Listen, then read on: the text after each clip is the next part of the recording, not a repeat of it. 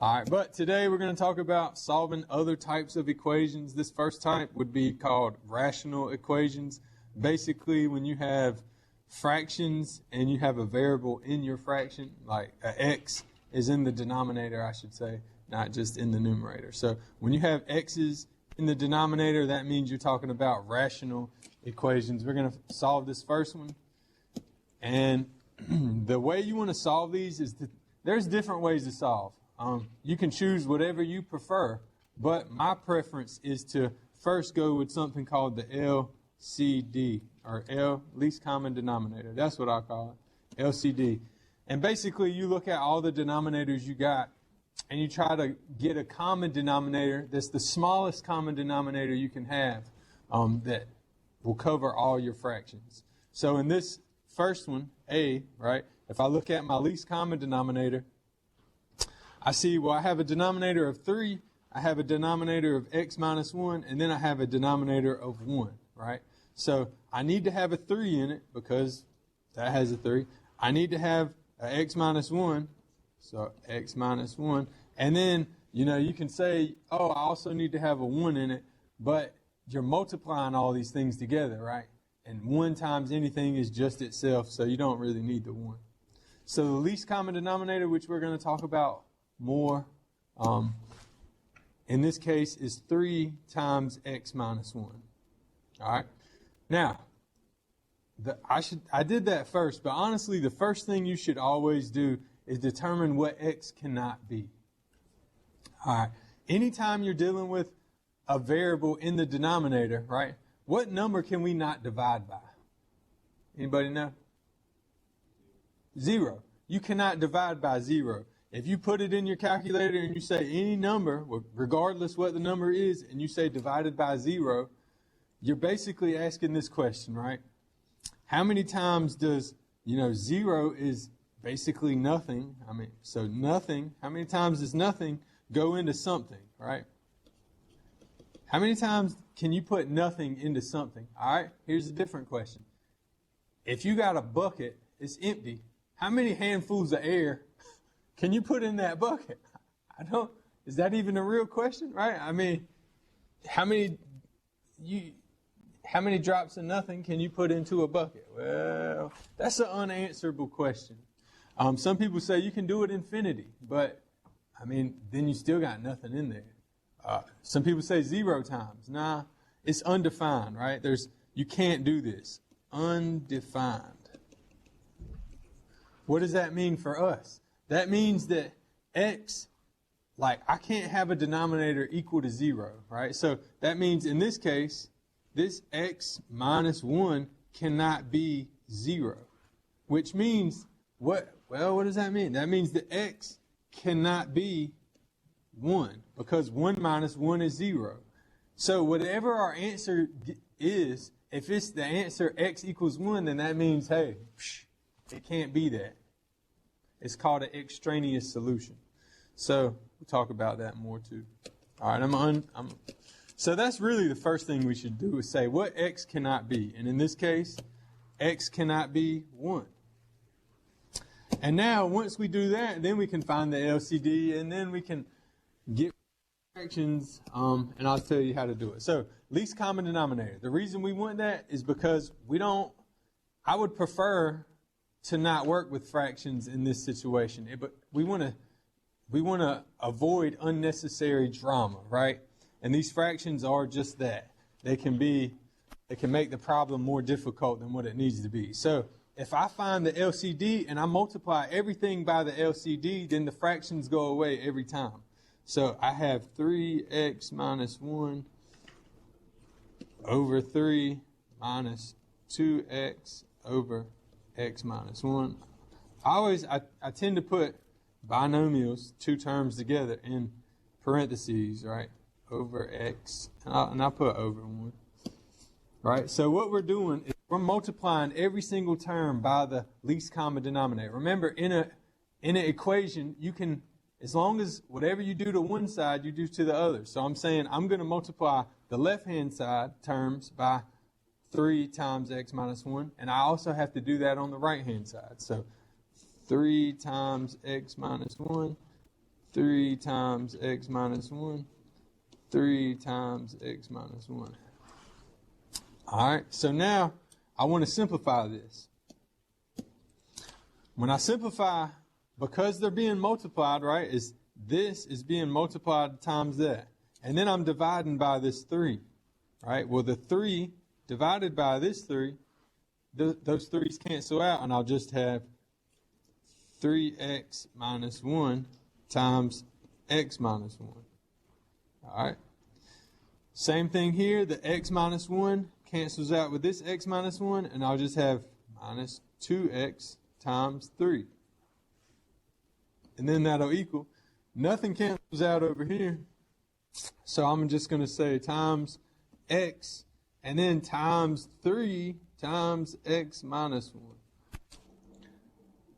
So now you don't have a fraction anymore. And that's how that works. That's the reason we want the least common denominator. You don't necessarily have to do least common denominator. Some people just do common denominator. But if you don't have the least common denominator, then you're going to find yourself doing a lot more simplification. Now, you can still do it that way. I don't mind. But you might mind. All right. So now we need to simplify this a little further. That means we're going to do this. We're multiplying these together, right? I'm going to use the box method real quick, and I'm going to say, all right, 3x minus 1 times x minus 1. You don't have to use box method. I'm just showing you the box method because I think it's a good method. 3x squared, and then minus x, and then minus 3x, and then plus 1, right? So this will give me 3x squared. Now these two you can put together, and that's minus 4x plus 1. So that's what that gave us, right? And then we bring down this minus 2x times 3, so negative 6x, and then that equals, and I'm just going to write 3x, and then this is times, so I guess I'll say 3x times x minus 1, right? So that's, you got to distribute, and this is 3x squared minus 3x. All right, y'all with me so far? Coop, you with me, man? Are you sure? All right, you got a sleepy look on you. All right. So now we're to the point where we no longer have fractions and we are just simplifying things.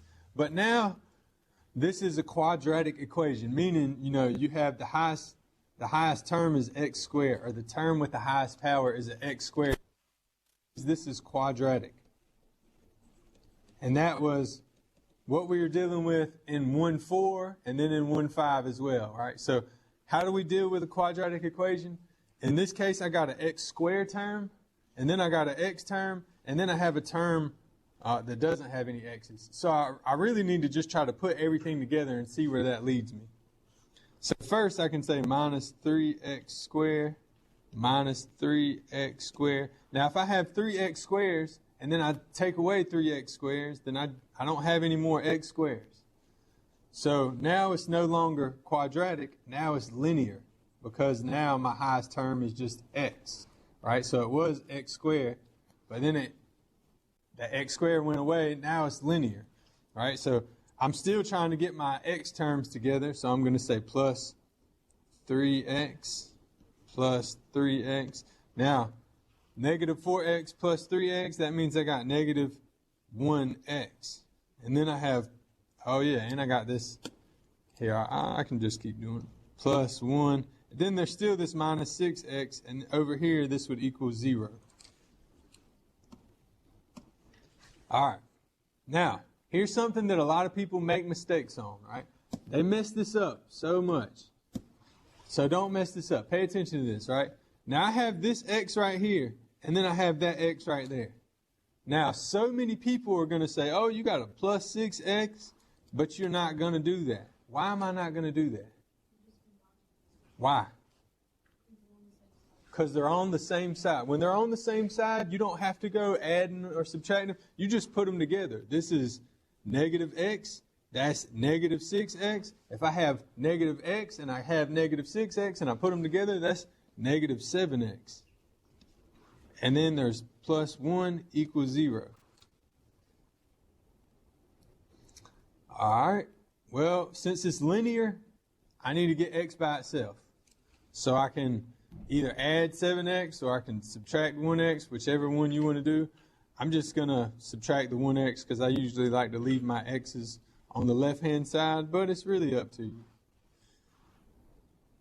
Then I'm going to divide by negative 7 on both sides. And I got x equals negative 1 divided by negative 7 is 1/7. And this would be my answer.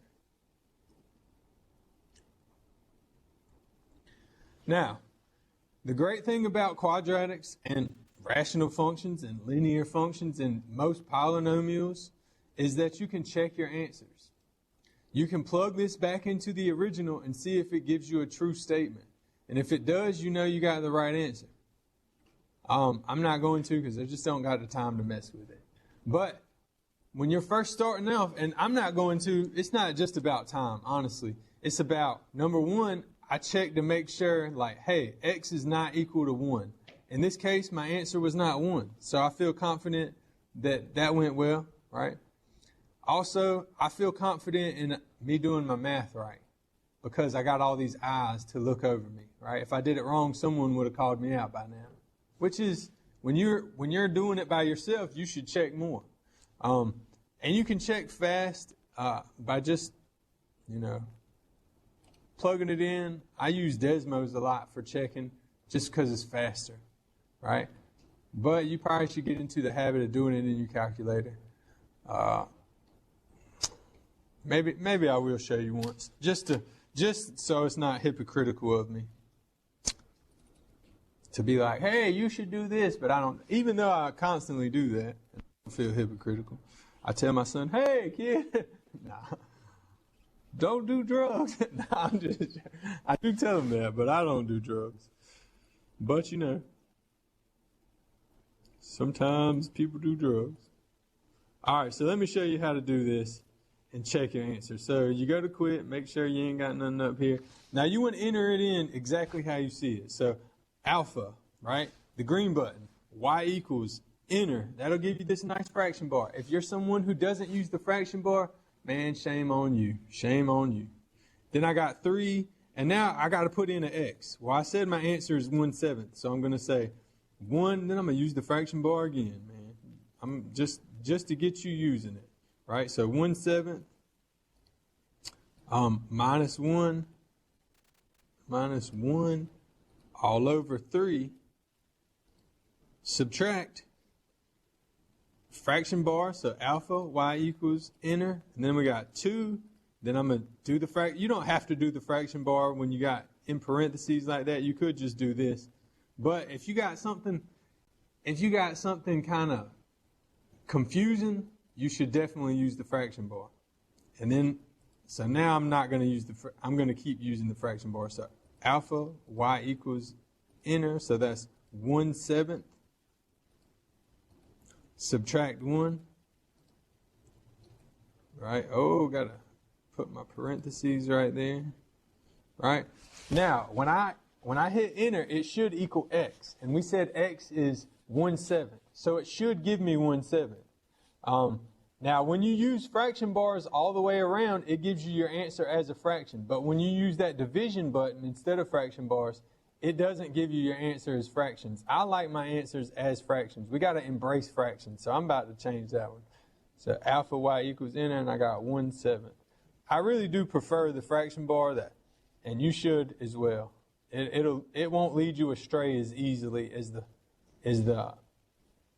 and we got 1/7. So that's what it was equal to. That way I know I don't have to say, hey, am I right? I know I'm right. It doesn't matter what anyone says because I just checked it and I know it's right. Because that's how math will do you, right? If you check your answers, you can know when you're right. So on that test, if you got extra time, if you're that person that says, man, I finished everything and I still got 20 minutes left. Fool. What you doing, bro? Check your answers. All right. So, yep, there we go. Let's do another one. Let's do this next one, right? Part B. So, step 1. What's the first thing I should do? I know that's what I did first last time, but I shouldn't have done it first. I mean, you can. It doesn't really matter. I just think it's important. Anytime you got fractions with a denominator that's a variable, you got to go ahead and say, hey, x cannot equal what? 2. X cannot equal 2. Now, if I get the answer 2, then I got to be like, hey, I got to throw that out because x can't be that. All right. Once you do that, then you can get into your LCD. LCD. It sounds like, plasma screen TV. LCD. All right. So I look at my fractions. You can put the whole number. You don't really got to consider that. And here I got x minus 2. So I got to include that. X minus 2. And then here I got x minus 2 again. Do I need to put another x minus 2? Nah, because if I have one x minus 2 here, then I write that as my LCD, then I have 1 minus x minus 2 here, then that's already covered. Now, if this one had something else, I'd have to include that. But since it's already covered, I don't have to include it. So as we get further along in these, hopefully you'll see kind of how it goes. Right now, it might be still new to you. All right, so that means I'm going to take every term and multiply it by x minus 2. So x times x minus 2 all over x minus 2 equals 2 times x minus 2 all over x minus 2 plus 2 times x minus 2. So I took every term and I multiplied it by x minus 2. Now it makes the fractions go away. So this cancels with that. This cancels with that. Now I have no more fractions. I just have x equals 2 plus 2 times x minus 2.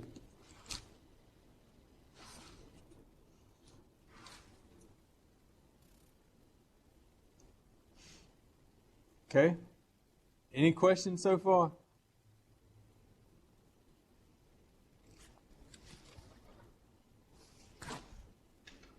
All right. So now we got 2x minus 2, right? You just distribute, and so I got x equals 2 plus 2x minus 4, right?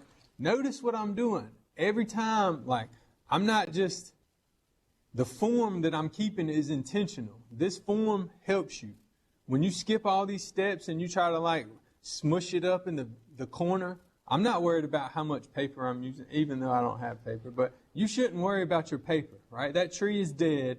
Now you got to honor its life and use its paper well. If you're that person that tries to jam everything in one little spot, you're doing yourself a disservice because it's going to be hard for you to look at it. It's going to be hard for you to read it. If you're that person that, same thing with the pen, honestly. If you only use a pen and then you got to scribble out every time you make a mistake or every time I make a mistake, which is probably going to be pretty often because I'm a human, right? You got to scribble it out, then it starts to look like trash. And what do we do with trash? We throw it away, right? And that's what you're going to do with your notes. You're going to throw them away. Just saying. Also, get a binder, man. That's some good advice, right? For when I was at Northside teaching them for 10 years, right? For 3 years in a row, I did this little experiment. And I had one class, and I made every student in that class get a 3-ring binder. I had 3-ring binders, and I'd give them to them. I said, everybody has to use a 3-ring binder. And then in the other class, I let people use spiral notebooks if they wanted to. And I found that for 3 years in a row, the kids that were using 3-ring binders, their overall class average was always higher. For 3 years in a row, that's 6 times, right? Because 2 semesters in a year, right? That's 6 times in a row. Now, I can't, sometimes you got hey, maybe there's there's some kind of mystery. Nah, it wasn't no mystery. That was the reason. So It's because when you can take out notes and you can put in notes and you can keep it nice and organized and you can switch the order and you can study them without tearing them out, right? Because once you tear them out, they ain't going back in. Just saying. It'd be wise for you. All right, back to the math. So this has an x in it and another x in it. It doesn't have an x squared. That means this is a linear equation. When you solve linear equations, you get the x's on one side and you get the other terms on the other side. So I'm going to say minus 2x, minus 2x. I got 1x, subtract 2x, that gives me negative x equals. And then I got 2, subtract 4. They're on the same side, so I just need to put them together. That's negative 2. So negative x equals negative 2, then positive x equals positive 2. And then I'm finished, right? Nah. Why am I not finished? It can't equal 2, right? Remember up here, we said it cannot equal 2. And now it equals 2. So what does this mean? This is probably the first time you've heard, well, maybe not. I don't know. I don't know what you've learned, all the stuff. But this is called an extraneous solution. This is a solution that you did all the math correctly on, but it still is not the solution. Although all the math checks out, this cannot be the solution. This, because we said x cannot equal 2, right? So that one is an extraneous solution. So what is the solution for this question? There is no solution for this question. Right? Some questions have no solution.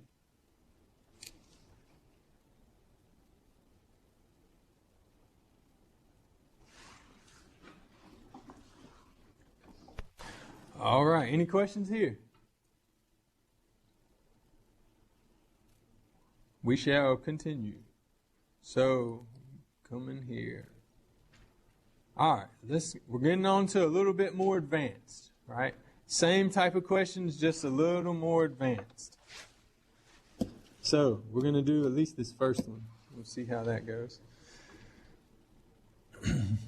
Now, when you're looking at these, the last problems, every one that we were looking for, and like, they were all in linear terms, like this. X minus 2, x. Whereas this one is not linear, right? That's a quadratic. Whenever you're dealing with, and really, it's not considered it's a rational function, but the denominator is quadratic. Whenever you're dealing with ones like that, you want to try to factor it. You want to have all your factors, right? So, how can I factor that?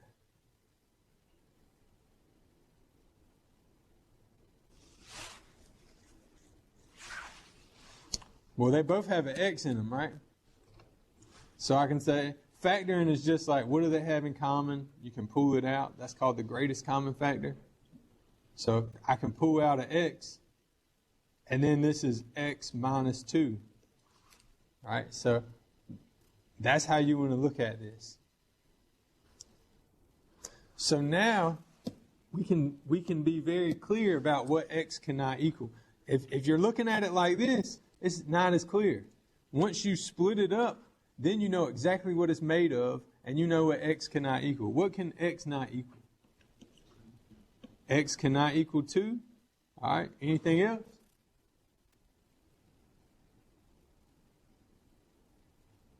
Three? It can still equal 3. So what can the denominator not be? Can't be 0, right? Now, so what about that denominator? What can x not be? Well, what's 1 divided by 1? 1. So we know we know what 1 divided by 1 is. But what's 1 divided by 0? Nah, it's not 0. 1 divided by 0 is undefined. So this right here, if I put a 0 right there in place of x, that would be an issue. So we can't have that, right? X cannot be 0, because if it is 0, then right here we would have 1 divided by 0. And that would be an issue, because we don't know what that is. So x, in this one, x cannot be 2, and x can also not be 0. But now you just continue with the LCD. All right, least common denominator. So I go to each term and I look at the denominators, and I say, all right, x minus 2. That's got to be part of it, x minus 2. Then I go to x, right? So then x. And then I have x times x minus 2. Do I need to write that again? Nah, because x got that times x minus 2. It's got that. So that's my LCD. I would probably just write it as x times x minus 2, like this. And then I go through and I multiply every term by that. So I say 3x plus 2 times x minus 2 all over x minus 2 plus 1 times x minus 2 all over x equals negative 2 times x minus 2 all over x times x minus 2. Now that I've got that done, I can simplify this by canceling out some terms. Cancel this and that. And look, let's talk about this for a second. This is another mistake I see quite often with fractions, right? So let's say I have 7 plus 3 divided by 3. Can I cancel this 3 and that 3 out?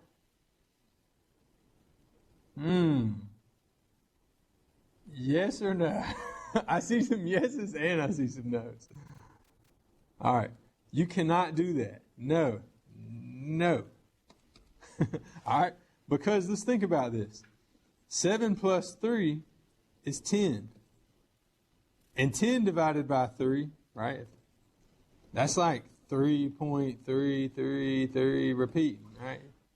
But 7, this would equal 7. And that's not the same thing. So you cannot do that. But let's think about this another way, right? That's something I hope y'all hang on to that because people get messed up with this. If I say 7 times 3 divided by 3, I can cancel these out because let's think about it. That's equal to 7, right? But let's look at it this way. 7 times 3 divided by 3, that equals 21 divided by 3, which is still 7. So yes, you can do that, right? You can only cancel things out that are being multiplied. Sometimes people want to start like, oh, we can cancel these out because they're being added. No, adding, that's not, we're canceling factors out, right? It's the same process of simplifying, like 5 over 10, right? I know that's 1/2. You know that's 1/2. And the reason for that is because you can say 5 over 2 times 5. And then you can cancel this one out. And you can say, all right, that's a 1. And then that's a 2. Right? That's the reason. And we all know that. But when we see it in polynomials, we start to like get away from the truth. And we start to make up our own rules. In math, making up your own rules is a trap. Just like in life, man. Just like in life. Everybody wants to live by their own rules. No, bro. That ain't how it goes down. That's not the way. Right? If you want to be good in math, you need to follow the rules of math. And don't make up your own shortcuts. Every student I see, I've never found a student that's not guilty of that. Every student. I was guilty of it too. I'd be like, oh, so if I just do this every time, I'll be good. Don't do that. Because then you're making up your own rule. And maybe it works sometimes and maybe it doesn't work sometimes. Just saying.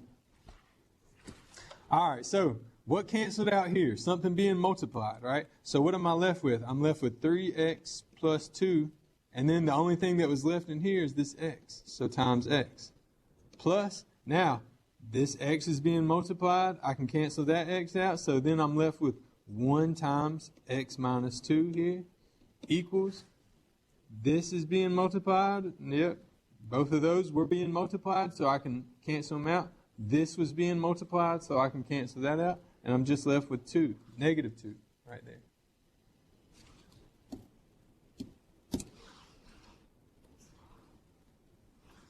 All right, and now I'm going to simplify this even further. X times, all right, here's another trap. And this is kind of because I wrote it. I wrote it like this. Now, this is what happened if you don't put parentheses, right? I was multiplying this times this, right? And I put parentheses. I didn't finish the parentheses. I should have had another one right there. But it didn't matter because it would have still popped up. I didn't have parentheses around this. So then when I'm multiplying something by, if I didn't have those parentheses, then I'm more apt to just be like, this is 3x plus 2x. But that's not the case. No. Why?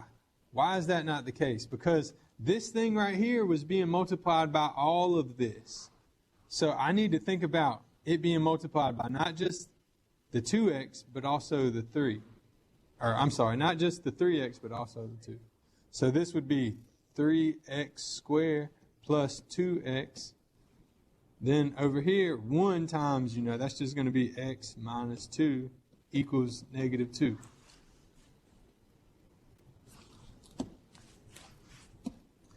All right, when I'm looking at this, I see an x squared, right? There's an x squared. That's the highest term, the term with the highest degree.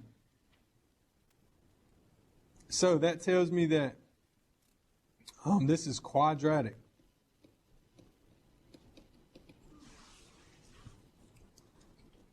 So that means I need to get everything to the same side and try to solve that way. So I'm going to start right plus 2 plus 2. Then I can also put those together, and I got 3x squared plus 3x. And that just equals, the 2's cancel out, and that just equals 0.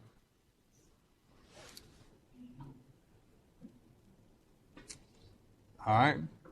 Now, there's different techniques for solving quadratics. That's going to be something that people struggle with, right? Knowing which technique to use. Now, here's the answer to that. You can always use quadratic formula, and you can always use completing the square. Although I wouldn't say those are the simplest ones to use, you can always use them. In this case, when you have two terms and you see they both have stuff in common, you should just use, or you can, I'd say the easiest thing to use is just the greatest common factor. You learned that in Math 1. That was the first factoring technique you ever learned. So if you can kind of pull on that knowledge, it's the simplest one there is. All right? You say, what do they both have in common? They both have a 3 in common. What else do they both have in common? Well, they both have x's, right? How many x's do they have in common? Well, this one has x times x, and that one just has x. So they have a 3x in common. Then you kind of think about this term and you say, well, what if I divided those by 3x? Well, then I would just have x here, and I would just have 1. So that would equal 0. So you should always be able to multiply and get the same thing you started with, right? If I say 3x times x, I get 3x squared. If I say 3x times 1, I get 3x. So I know I'm good with that. You don't have to use that method, but it's so easy. Why not? And now after you're done factoring, you set your factors equal to 0, and then you solve. So that means I say 3x equals 0, and then x plus 1 equals 0. If 3x equals 0, I can divide both sides by 3, and that means x equals 0. And then if x plus 1, I can subtract 1 from both sides, and I got x equals negative 1. Am I good? No. Why not? Because we said at the very beginning, x cannot be equal to 0. So that means that this one right here, this is extraneous.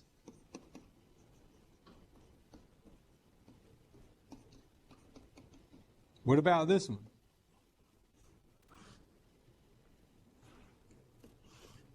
That one was good. So that's our solution. Now you can check your solution. You should check your solution. All you do is plug it in like I showed you before and make sure it's a true statement. Whatever this side equals, that side should be the same thing because that's what we're saying. They equal one another. When you plug in -1, you should get something that is true. If you get a false statement, that means you did your math wrong. Or it's an extraneous solution. But, all right, let's see what else we got. I don't know that we can, same one. Let's see how far we can get. All right, work rate. I think I'm going to put a video out for work rate problems. Like, usually this section takes a while, but we really only got 2 days to spend on this section. So that's, like, we spent today on it, which we still got 10 minutes. Maybe I could.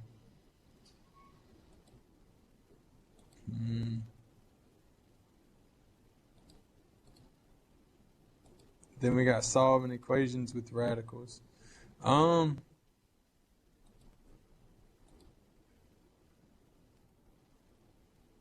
I think I will.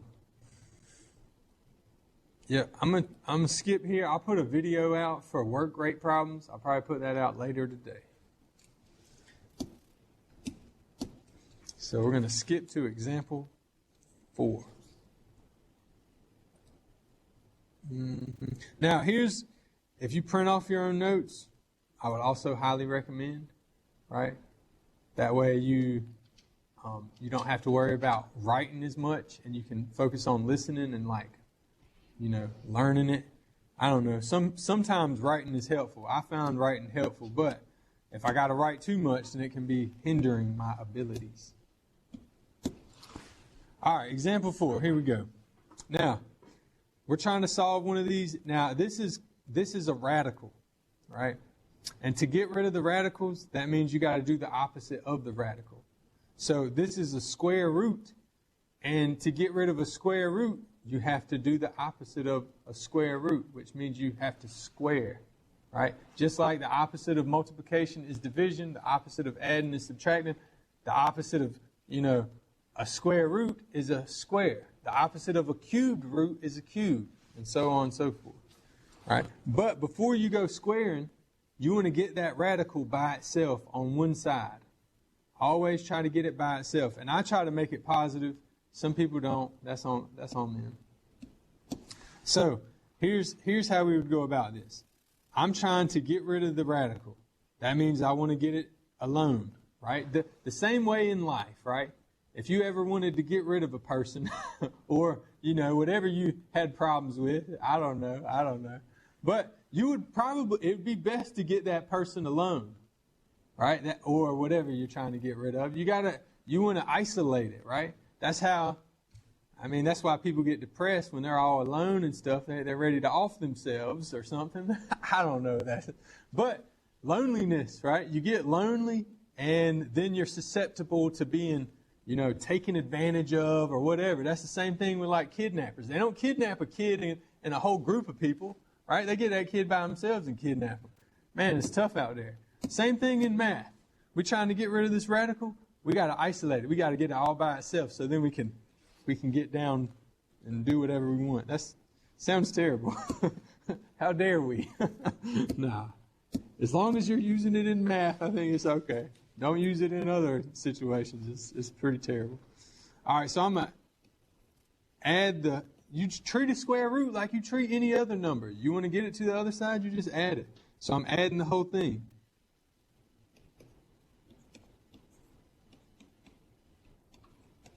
Then what do I have? I have x equals the square root of 15 minus 2x.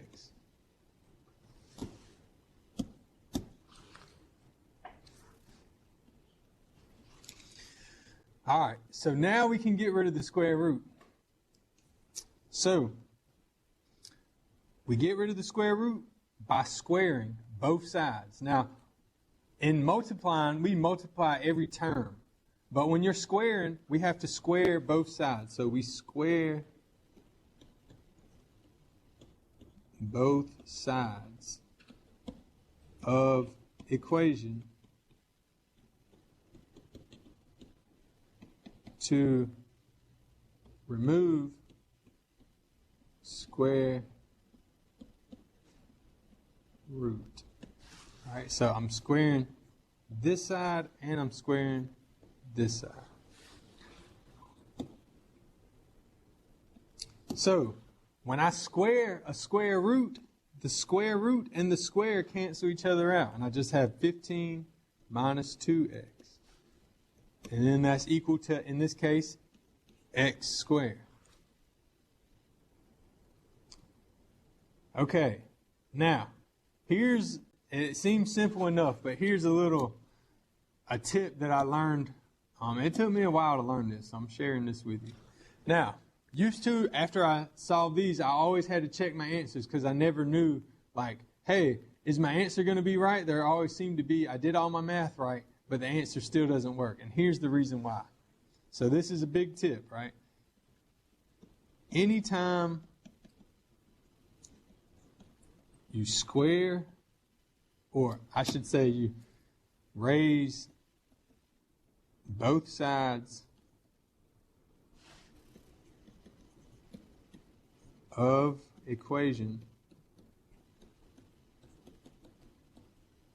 to an even power,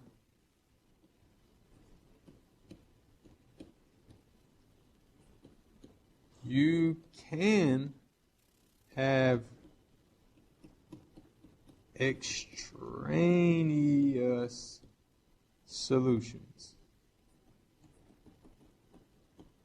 All right, this is a tip. If you don't know this tip, you're probably going to be like wondering why your answers are wrong. Why is it wrong? Anytime you raise both sides of the equation to an even power, that means to the second power, to the fourth power, to the sixth power, any even power, it opens the door. I usually say it opens the door to extraneous solutions. Does that mean you're absolutely going to have extraneous solutions? No, it doesn't. It just allows for them to come. So you need to be aware of that. So this is also quadratic. So in order to solve quadratics, we get everything on the same side, and then we try to factor. So x squared, then I would say plus 2x on both sides, plus 2x, so plus 2x. Then I would say minus 15, minus 15, minus 15 equals 0, right? See if I can factor this. I do 2 sets of parentheses. Since I have 3 terms, 2 sets of parentheses, I know x, and then I'm looking for 2 numbers that when I multiply them together, I get negative 15, but when I add them together, I get positive 2. Negative 3 and positive 5, right? They multiply, the 2 numbers multiply together to give you negative 15, and those same 2 numbers add together to give you 2. And that would be negative 3 times 5. Negative 3 times 5. That's true on both of these, right? That means those are your factors. Now you can solve by setting each factor equal to 0. So we have x equals 3 and x equals negative 5. Now, because we opened the door to those extraneous solutions, we have to check now. If you're smart about it, you know when you have to check and when you don't have to check. If you don't want to think about it too much, just always check and then you'll be good. But if you don't always check, then you need to know like when you should check and when you should not check. So we're about to check, right? And checking isn't so terrible. Like 3, right? We got 3. You can plug it in your calculator if you want, but it's not so hard. If I put a 3 in there minus the square root of 15 minus 6, right? 15 minus 6 is 9. So what's the square root of 9? That would be 3, right? Especially because I don't have to think about plus or minus because I didn't make this square root. I'm just doing it, right? So 3 minus 3 is 0. Is that true? Yeah. So this solution works. Now we try negative 5. So I say negative 5, subtract the square root of, now 15 minus 2 times negative 5. So that's 15 plus 10. That's 25. The square root of 25 is 5. is negative 5 subtract 5, is that equal to 0? No. Negative 5, if I take away 5 more from it, then I'm at negative 10. So negative 10 is not equal to 0. So I know this one is extraneous. Extraneous solution. So extraneous solutions come about. You could have done all your math correctly, but if you don't know when to check your answers, or you just don't check your answers, then you'll get extraneous solutions and you'll think they're answers, right? They're false answers. Yep, we only got a minute left, so I'm not even going to start another problem, but I will unlock the homework for this chapter, and, that's going to correspond to days. Once again, if you hadn't submitted your notes, which is a good half of you, for the snow days, you got to do it. If you watch that video, you'll see that you don't have to download no apps. It's already on your phone. You just use it. You're just learning to use something you probably ain't used before. Yes, sir. If you use a tablet, you should be able to just share it on Blackboard. If you hit the share button, you should be able to share it on Blackboard and upload it to that assignment. It should already be in PDF. Hopefully it is. If not, I understand that's kind of strange. Just as long as you at least send me the email, but I would prefer you